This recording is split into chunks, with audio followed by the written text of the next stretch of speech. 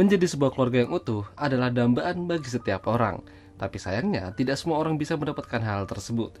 Seperti kisah seorang pemuda yang ada di film ini. Film dengan judul Normal yang dirilis pada tahun 2007 yang lalu akan menceritakan kisahnya. Sebenarnya film ini bercerita tentang 3 alur yang mungkin saling berkaitan. Tapi aku akan membahasnya dari salah satu sisi aja, supaya mempermudah kalian untuk mengerti jalan cerita film ini. Jadi, ada seorang pemuda bernama Jordi. Hampir 3 tahun lamanya, Jordi berada di penjara karena melakukan sebuah kejahatan yang membuat dirinya harus mempertanggungjawabkan perbuatannya. Diketahui, Jordi terlibat kecelakaan bersama salah satu temannya yang bernama Nicky. Sayangnya, temannya tidak selamat, sementara Jordi harus masuk penjara. Semenjak kejadian itu, Jordi menjadi pemuda yang sangat tertutup, namun jika ada orang yang mengganggunya, dia tidak segan-segan memberikan pelajaran padanya. Sampai akhirnya hari yang ditunggu-tunggu telah tiba. Jordi dibebaskan dari penjara karena sudah menjalani hukumannya. Ayahnya yang sudah menunggunya membantunya mengangkat barang-barang. Sayang hubungan mereka tidak berjalan mulus semenjak ibunya meninggal. Ditambah lagi, ayahnya juga menikah lagi dengan seorang wanita yang usianya bahkan jauh di bawah ayahnya. Jordi tidak suka ayahnya berbuat seperti itu. Namun, itu sudah keputusannya. Malam itu mereka beradu mulut mempermasalahkan masalah yang mungkin tidak perlu dibesar-besarkan. Meskipun sulit, Jordi harus bisa membiasakan dirinya tinggal bersama mamah barunya.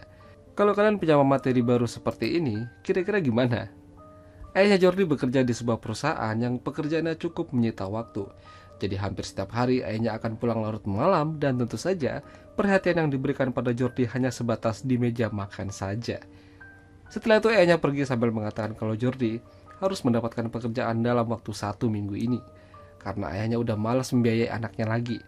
Mungkin bagi Jordi itu adalah sebuah pengkhianatan. Udah gitu Jordi juga merasa risih dengan kehadiran ibu tirinya yang bernama Elisa tersebut. Jordi meminta Elisa untuk tidak usah mengurusinya dan jangan menganggapnya sebagai anaknya. Jadi selama 1 minggu ini Jordi berusaha keras untuk mendapatkan pekerjaan. Sampai pada akhirnya dia berdatangi sebuah warung makan pizza yang kebetulan sedang membutuhkan tenaga pekerja. Ya, meskipun awalnya Jordi sempat tidak dipercaya karena punya catatan buruk, namun manajer warung itu akhirnya memberi kesempatan pada Jordi bekerja di sana. Hatinya pun sedikit lega, dan kali ini dia harus bisa berubah hidupnya menjadi lebih baik lagi. Kamar yang dipenuhi dengan tempelan-tempelan ia lepas supaya terlihat lebih bersih.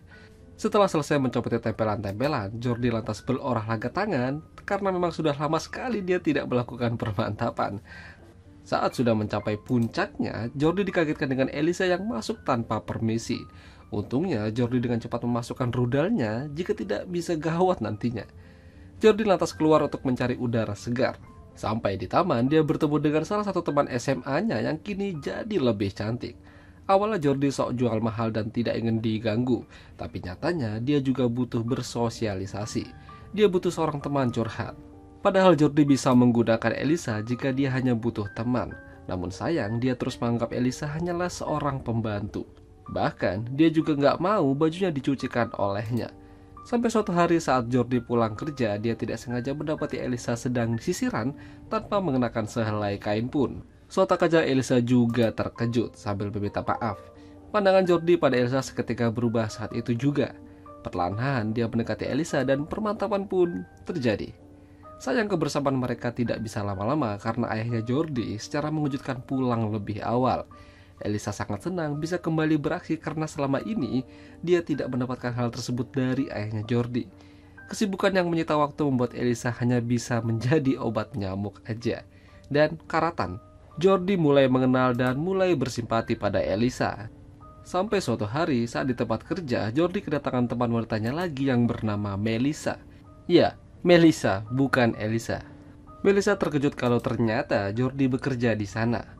Pertemuan mereka hari itu mungkin membuat keadaan semakin rumit.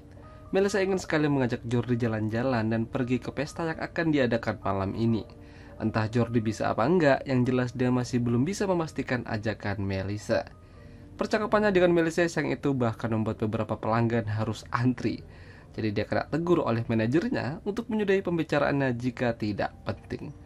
Akhirnya Jordi dan Melissa malam itu makan malam dan diantar pulang olehnya.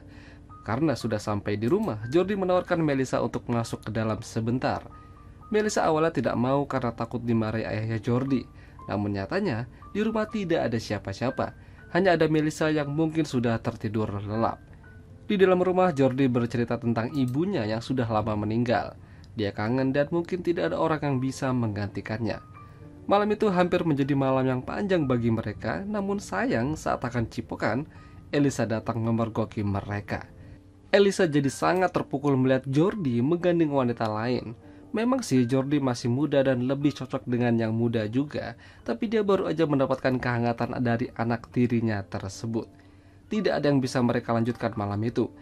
Jadi Jordi meminta Melissa pulang supaya tidak terjadi hal-hal yang tidak diinginkan. Semenjak malam itu Melissa sedikit menyadari satu hal yang mungkin terdengar aneh. Ya, Melissa merasa kalau ibu tirinya Jordi sepertinya suka dengannya. Pernyataan Melissa itu tidak salah. Jordi dan Elisa memang pernah memadu kasih dan perang-perangan. Jordi tidak ingin membahas Elisa lagi. Elisa memang pernah jadi bagian dari hidupnya selama beberapa hari. Tapi kali ini Jordi yakin kalau dirinya lebih cocok bersama Melissa. Perlahan-lahan masalah-masalah mulai muncul kembali dalam kehidupan Jordi. Kali ini datang dari tempat kerjanya. Jordi terlihat cekcok dengan si manajer karena dirinya disuruh bersihin toilet. Sedangkan saat itu dia sedang membuat bahan makanan. Jordi yang kesal lantas naik darah dan memutuskan untuk berhenti bekerja. Tidak hanya itu, saat dia pulang dia buru-buru ganti baju dan pergi bersama Melissa. Elisa yang melihat itu lantas mencoba mencari tahu apa yang sebenarnya terjadi padanya. Mengapa akhir-akhir ini Jordi tidak pernah lagi menyentuhnya atau bahkan berbicara lagi dengannya. Sayang semua usahanya sia-sia.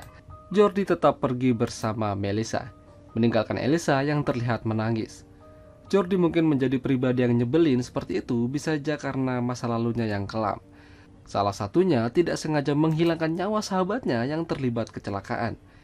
Demi bisa menebus rasa bersalahnya, dia menghubungi ibu Nikki sambil mengutarakan unek-unek yang selama ini ia simpan. Jordi merasa yang terjadi pada Nikki adalah salahnya.